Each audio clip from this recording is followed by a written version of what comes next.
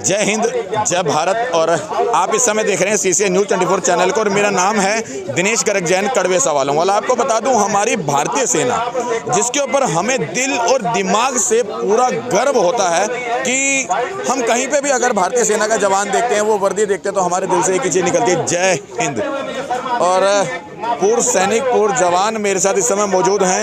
आपको मैं बता दूं, जवानों का अनेकों तरह से शोषण किया जाता है। जैसे अभी तक आपने लगातार वीडियो देखी हमारी OROP के ऊपर, MSP के ऊपर, डिसेबिलिटी पेंशन के ऊपर और तमाम तरह के इनके साथ विसंगतियाँ हुई। उन्हीं में एक विसंगति एक और मैं आपको बता दूं, जो कि अंग्रेजों द्वारा शुरू की गई थी, कि सहायक प्रथा। सहायक प्रथा के अंदर जवान को बनाया क्यों था, किस तरह से वो सहायक प्रथा होती थी, उसके बारे में ये बताएंगे। लेकिन थोड़ा सा मैं बता दूं, सहायक प्रथा के अंदर मिसयूज़ किया जाता है जवान को। जवान से बड़े इस तरह के काम कराए जाते हैं जो कि मैं बता भी नहीं सकता, क्योंकि कहीं ना कहीं सुन करके भी आपको लज्जा या शर्म आ जाएगी। सबसे पहले आपको जय हिंद करो। जय हिंद, जय हिंद, जय हिंद। तमाम तरह की विसंगतियाँ हमारे सामने है, देशवासी भी जान चुके हैं कि क्योंकि लगातार 40 दिन से हम दिखा रहे हैं। इसी के अंदर एक सहायक प्रथा है, उसके बारे में जानना चाहूँगा, किस तरह से है, कैसे कानून बने, क्या क्या उसके अंदर करवाया जाता है, वो थोड़ा डिटेल में जानना। देखिए सर, सहायक प्रथा होता क्या है सहायक प्रथा? सहायक प्रथा नाम की कोई चीज़ फौज में है नहीं, इस बात को समझिएगा। जो सहायक आज हमारे जवान, जो इन सेनाओं के ऊपर एक टैगलाइन, काली टैगलाइन लगा दिया गया कि ये सहायक है, ठीक है। तो ये सहायक कोई कागज में कहीं नहीं है, ये जवानों के साथ में शोषण होता है और संवैधानिक तौर पे बड्डी सिस्टम था। उस बड्डी सिस्टम को इन लोगों ने, हमारे जो बड़े भाई साहब है, हमारे अधिकारी है, उन्होंने सहायक में कन्वर्ट कर दिया। आज सहायक की बात कर लेता हूँ, आप दिल्ली में रह रहे हो, आप चले जाइए तमाम कोई भी सैनिक कॉलोनी में, किसी भी जो जहाँ पे ब्रिगेडियर एंड एवब लोगों को जो क्वार्टर मिलता है, उस रोड में चले जाइए। आपको ज़्यादा किसी से पूछने की जरूरत ही नहीं है, आपको खुद ब खुद नजर आ जाएगा। जो कि जो जवान जिसके ऊपर सरकार लाखों रुपया खर्च करता है ट्रेंड करने में, इसके लिए करोड़ों रुपया के इक्विपमेंट लगा हुआ है। ट्रेनिंग सेंटर में जाके देखेंगे, जिससे कि जवान का स्किल लेवल बढ़ाया जाए। और वो जवान 2.5 साल 3 साल कोर सर्विसेज में, आप लोगों का शायद ये सुन के वो भी लगता होगा कि 3 साल भी ट्रेनिंग होती है, जवानों की 3 साल भी ट्रेनिंग होती है, 2.5 साल भी ट्रेनिंग होती है। इतने सारे स्किल लेने के बाद जो जवानों को चाइना और पाकिस्तान जैसे कंट्री के सामने छाती लगा के खड़ा होना चाहिए था, वो जवान आज बड्डी सिस्टम जैसे उलझन में फंस के और देश के रोडों पे कुत्ता लेके घूम रहे हैं। इससे बड़ी बात क्या कर सकते हैं, जिसके ऊपर सरकार लाखों रुपए खर्च करता है। और ये मुझे बताने की जरूरत नहीं, आप समझाइए ना, किसी भी सैनिक कॉलोनी में समझाइए, आपको नजर आ जाएगा। आपको ट्रैक सूट पहने हुए या किसी यूनिट का टी-शर्ट लोगो पहने हुए मिल जाएगा। तो ये सहायक प्रथा जो है, ये सहायक प्रथा इसलिए बनाया गया क्योंकि पहले जब आर्मी में जो 1911 का लॉ है, जो अंग्रेज हमारे इंडियन से जो करवाते थे, वही काम आज हमारे अधिकारी हमसे करवाते हैं। तो इससे ज्यादा क्या बोले सहायक प्रथा के बारे में, जो कि सरकार अभी जैसे कि मतलब कि साहब लोगों का कपड़ा है तो उसको धोबी घाट जाके पहुंचाना, ठीक है, ये एक जवान का काम नहीं है। उनके लिए सर्वेंट अलाउंस मिलता है, सर्वेंट उनको ऑथराइज किया गया है, वो सर्वेंट अलाउंस देके सर्वेंट रखे, ठीक है। जैसे आप कुत्ते की बात कर ले, कई सारे आप एक राजनेता की बात मुझे याद आ रहा है, बिहार के मुख्यमंत्री लालू प्रसाद यादव थे, उन्होंने बोला था कि जवानों का पेमेंट क्यों बढ़ा है, क्यों बढ़ा है जवानों का? आधा जवान तो दिल्ली के गलियारों में कुत्ता घुमा रहे हैं। तो उन्होंने गलत नहीं बोला था, जाके देख ले, क्योंकि वो दिल्ली में रहते थे, दिल्ली में उनका बंगला था, वो देखते थे। तो इस तरीके के काम होते हैं, जैसे साहब की गाड़ी साफ करवाना, इस तरीके के काम होते हैं। साहब का सब्जी जाके लेके आना, मार्केट से सब्जी जाके ले आना, चाहे उनका जो राशन बनता है आर्मी की तरफ से मिलता है, वो राशन जाके लेके आ जाना, तो वो जवान कर रहा है। वो जवान जो है नौकर के काम कर रहा है, एकदम कर रहा है, एकदम कर रहा है। और ये हम लोग सर्विस में रहते हुए इसलिए आवाज नहीं उठा पाते हैं क्योंकि हमारे ऊपर बहुत सारे ऐसे मतलब लॉ लगे होते हैं कि मीडिया के सामने में आप नहीं पहुंच सकते। बहुत सारे हमारे ऊपर कानून होता है, हमें डिसिप्लिन में रहने की आदत होती है, हम डिसिप्लिन भंग नहीं करते हैं। तो लेकिन ये अफसर डिसिप्लिन भंग करता है। 100% करता है, 100%। आपको मैं बता देता हूँ कि हमारी मोबाइल को तोड़ दिया जाता है, हमारी मोबाइल को तोड़ दिया जाता है, और वही अधिकारी मोबाइल 5-5 7-7 रखते हैं, उनके बच्चे रखते हैं। हम अगर कोई डीपी में फौजी डीपी लगा लिए तो हमारे ऊपर ऑब्जेक्शन आया था, तुमने डीपी कैसे फौजी एरिया का लगा लिया। यहाँ से ये मतलब लोकेशन फॉरवर्ड हो जाएगा दुश्मन कंट्री में, और उनके जो चाइल्ड वगैरह हैं, उनके बच्चे हैं, फायरिंग रेंज पे जाते हैं, वो वहाँ का फोटो लेते हैं, वो तमाम फोटो चढ़ाते हैं। तो तमाम इस तरीके के शोषण है, एक दो शोषण नहीं है। एक्चुअली में बड्डी सिस्टम सरकार इसलिए ऑथराइज किया गया था। देखो आप लोगों ने बड्डी सिस्टम, देखो बड्डी सिस्टम एक ही नहीं होता है, लड़ाई के लिए बड्डी सिस्टम बनाया गया था। बड्डी सिस्टम का मतलब क्या है कि कोई जवान अगर मूव कर रहा है तो एक जवान का राइफल अगर ईस्ट में है तो दूसरे जवान का राइफल वेस्ट में होना चाहिए, ठीक है। कहीं कहीं 4 बड्डी सिस्टम होते हैं, 4 जवान एक साथ में चलते हैं, चारों दिशा में राइफल होता है। तो ये बड्डी सिस्टम बनाया गया था। एक सीओ साहब का ही बड्डी होता है, ठीक है। तो सीओ साहब का बड्डी उनके लड़ाई के लिए है, ना कि उनके घर में काम करने के लिए। लेकिन उस बड्डी सिस्टम को काम करने में लगा दिए, तमाम काम करने के लिए बताया, मैं बता भी नहीं सकता हूँ। हमें खुद शर्म लगती है जो कि हम इस तरीके से काम करवाते हैं हमें। अब इससे बड़ा क्या हो सकता है जो कि हम उनके घर के कपड़े उठा के धोबी घाट पहुंचाते हैं बैग में डाल के। भाई उसके लिए तो उनको सर्वेंट ऑथराइज है ना, हमसे करवाते हैं। और एक ऑफिसर्स के घर में 1-1 2-2 नहीं 4-4 5-5 है। आज मैं गारंटी के साथ कह सकता हूं कि लाखों जवान जिसको पाकिस्तान और चाइना के सामने अपने छाती खड़ा करके खड़ा होना चाहिए था उसकी गोली अड़ने के लिए, वो जवान आज बड्डी सिस्टम में उलझा हुआ है, जो बड्डी सिस्टम बना था लड़ाई के लिए। तो टोटल मिसयूज किया जा रहा है जवानों का। और इसके अगेंस्ट में माननीय प्रधानमंत्री, माननीय रक्षा मंत्री, अब कैबिनेट मिनिस्टर को मैं हम्बल हाथ जोड़ के रिक्वेस्ट करूंगा जो कि जवान को कमजोर मत होने दो। जो जवान लाखों करोड़ों रुपया आप उसके ऊपर खर्च करके उसको स्किल देते हैं, स्किल सोल्जर बनाते हैं, वो जवान आज किस उलझन में पड़े हुए हैं, उसको पाकिस्तान और चाइना के अगेंस्ट में लगाए। तो ये है बड्डी सिस्टम से। अच्छा ब्रजेश जी, एक चीज़ मेरे सवाल है, जब आपने मुझे बताया अफसर को जब सरकार की तरफ से खुद जो है नौकर मिलता है, तो फिर जवान को क्यों लगाते हैं? वो नौकर तो जब सरकार ने दे दिया, फिर जवान को किस लिए लगाना है? सिंपल सी बात है, फाइनेंशियली सेव।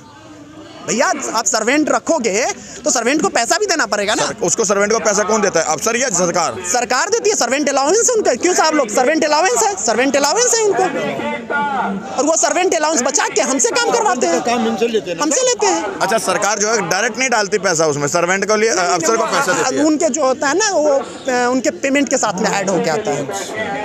इतना इसके बारे में इतना डीप नॉलेज मुझे नहीं है। देखिए जिस चीज़ में डीप नॉलेज नहीं उसमें ये क्लर्कियल लोग ज़्यादा इनके बारे में बता सके, लेकिन जहाँ तक मैं जानता हूँ एज बाय नॉलेज ये सर्वेंट अलाउंस उनको मिलता है और वो उनको पे एंड अलाउंस के साथ में जुड़ के मिलता है। मतलब बड्डी सिस्टम ये है क्या कि वो जवान का कंधे से कंधा मिला? बड्डी सिस्टम का मतलब ये है जो कि 2 बड्डी, अब 2 बड्डी हम है, हमें नॉमिनेट किया जाता है जो कि एक तुम्हारा बड्डी ये है। कहीं कहीं अधिकारी पूछ लेते हैं तो तुम्हारा बड्डी कौन है, अगर हम वो नहीं बताएंगे तो हमें पनिश हो जाता है। तुमको बड्डी का पता नहीं है तो क्या लड़ाई लड़ेगा?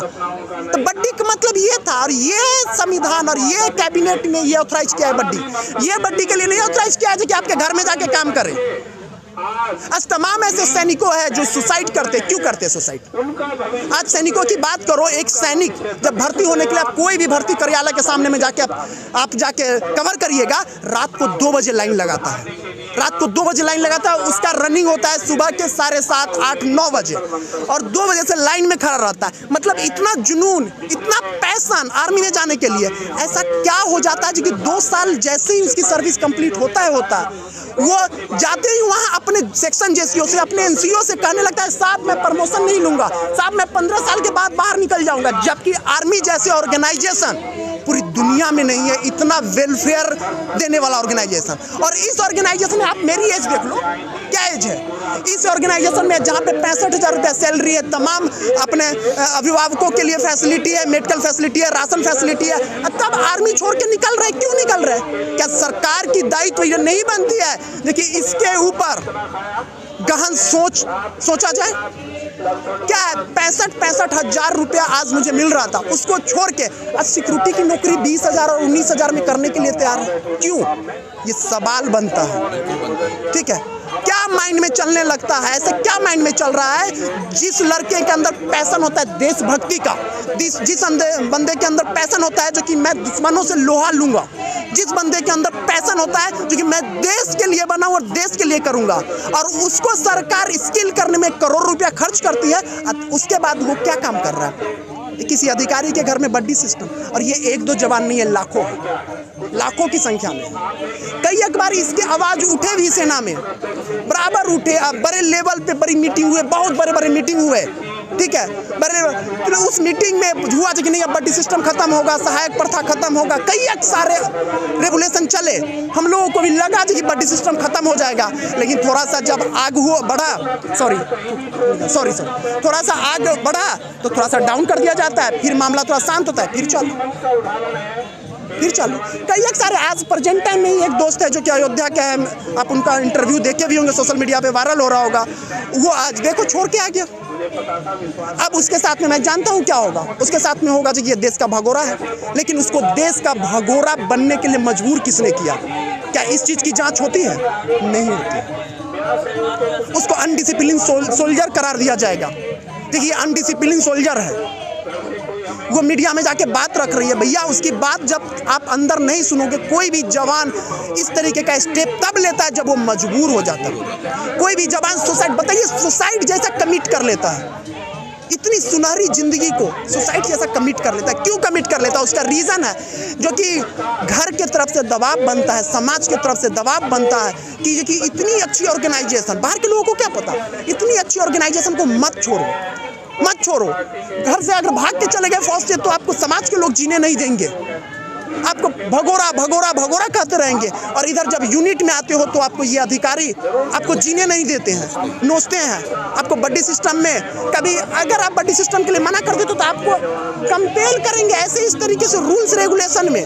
देखिए सर, आर्मी में इतना बड़ा रूल्स रेगुलेशन है, अगर सही रूल्स से काम करे तो कोई ढंग से चल नहीं पाएगा, तो उसी रूल्स में आपको फंसाएंगे। 5 मिनट कहीं लेट हो गए तो बोलेगा तू लेट हो गया, क्यों?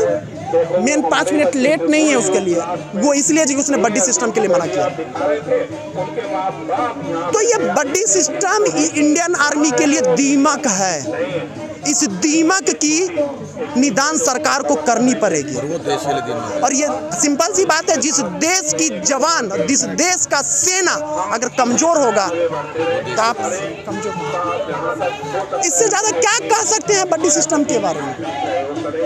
तो जवान को, अधिकारी को और जेसीओ साहबान को, सबको मिल के, और सरकार भी इसमें हस्तक्षेप करे, ये मिल के इसका निदान करे जल्दी से जल्दी। मैं सारे अधिकारियों के ऊपर नहीं मतलब उंगली उठा रहा हूँ, सारे अधिकारी ऐसे नहीं है, अधिकारी है हमारे बीच में, कंधे से कंधे का अधिकारी भी शहादत देते हैं, कंधे से कंधे लड़ते हैं, लेकिन जैसे ही वो थोड़ा सा उनका रैंक बढ़ता है, पता नहीं क्या पढ़ाया जाता है इनको, क्या सिखाया जाता है, जैसे ही वो लेफ्टिनेंट कर्नल यहाँ फूल लगना स्टार्टअप होता है, उनके अंदर वो कौन सी बीमारी, कौन सी लत लग जाती है, ये समझ में अभी तक तो मुझे तो नहीं आया। आप लोगों को कभी अगर मिलते हैं, लीजिए इंटरव्यू, पूछिए इसके, ये करवे सवाल जो आप बोलते हो करवे सवाल वाला, ये करवे सवाल उनसे करिए कि क्यों आपका जवाब। चलिए मैं एक बार के लिए मान लेता हूँ, मैं सारी की सारी जितना आपको बैठ गया सारा गलत है, मान लिया, लेकिन क्या इतने सारे तमाम फौजी, इतने सारे सुसाइड हो रहे हैं, इतने सारे मतलब छोड़ के भाग रहे हैं, इतने सारे आवाज उठ रहे, सारे गलत हैं? ये बात सोचने वाली बात है। 1 मिनट के लिए मैं गलत हूँ, मैं जो बोल रहा हूँ सारे गलत बोल दिया, मेरे पास में आज के डेट में कोई एविडेंस नहीं है। क्यों नहीं एविडेंस है? कि हम कानून में बंधे रहते हैं, हमें राष्ट्र की चिंता है, जो कि जब तक हम आर्मी में रहते हैं हमें ये है जो कि हम यहाँ का फोटो, यहाँ का पिक्स, यहाँ का कोई भी वीडियो हम वायरल नहीं करेंगे। ये हमें देशभक्ति और ये हमें देश के प्रति रिस्पॉन्सिबिलिटी हमको बताता है। तो आज मेरे पास में इसका कोई प्रूफ नहीं है, ये बोल देंगे प्रूफ दे दो, ये कोर्ट में हम बाई द वे कानून का सहारा भी लेंगे तो बोलेंगे ठीक है भैया प्रूफ दे दो, तो ये इस चीज़ का नाजायज़ फायदा उठाया जा रहा है। देखिए, आज आपने इस वीडियो के माध्यम से बडी सिस्टम क्या है और क्यों बनाई गई थी वो पूरी चीज़ बताई। मैं थोड़ा सा एक संक्षिप्त में बताऊंगा 1 आध मिनट के अंदर कि बडी सिस्टम को आज एक पालतू कुत्ते की तरह समझ ले गया। मैं शब्द शायद गलत ले रहा हूँ, लेकिन सच्चाई यही है। उसको एक पालतू कुत्ते की तरह इस्तेमाल किया जाता है बडी सिस्टम को, जैसे घर के कुत्ते घुमाना, घर के कपड़े धुलवाना, बर्तन साफ करवाना, तमाम वो चीज़ें जो कि एक नौकर करता है, वो पालतू नौकर करता है, वो काम करवाया जाता है। जबकि वो जवान जो है कहीं ना कहीं देश के लिए लड़ाई लड़ने के लिए तैयार होता है। उसके ऊपर सरकार करोड़ों रुपए खर्च करिए इसलिए ताकि वो तैयार हो देश के ऊपर सरहद पे खड़ा होने के लिए। और बड़ी सिस्टम को इस्तेमाल करना चाहिए, वो गलत नहीं है, लेकिन कैसे? कंधे से कंधा मिला करके, ताकि अगर मैं गोली खा रहा हूँ तो मेरे साथ वाले को भी गोली खाने में कोई ऐतराज ना हो, और अगर मैं एक कदम आगे बढ़ रहा हूँ तो दूसरा कदम मेरे सहायक का आगे बढ़ेगा। वो है बड़ी सिस्टम। सही कह रहा हूँ? सर, मैं एक चीज ऐड करना चाहता हूँ। आपने देखिए, बड़ी सिस्टम नहीं होता तो अभी आपने 3 साहबों का जो ऑपरेशन पवन में आपने अभी इंटरव्यू लिया, वो तो वही मर जाते, छोड़ देते। लेकिन वो बड़ी सिस्टम ही था जो कि एक जवान को, एक साथी को गोली लगा तो दूसरा साथी मौत के मंजर में फंसा हुआ है, लेकिन छोड़ के नहीं भागा। ये है बड़ी सिस्टम, और इसके लिए सरकार ने बड़ी सिस्टम ऑथराइज किया हुआ। और बड़ी सिस्टम सेना में होना चाहिए, एकदम होना चाहिए। ये लड़ाई का पार्ट है बड़ी सिस्टम। क्यों लड़ाई में हम बड़ी एक दूसरे के लड़ाई में कौन? हम है देश की जनता, हमको थोड़ी नहीं सपोर्ट करने आएगा। जो लोग हमारे साथ में है वही हमारा माँ है, वही हमारा बाप है, वही हमारा सब कुछ वही है। हम जो बैरक में जब उठते हैं सुबह पर किसको राम राम करते हैं?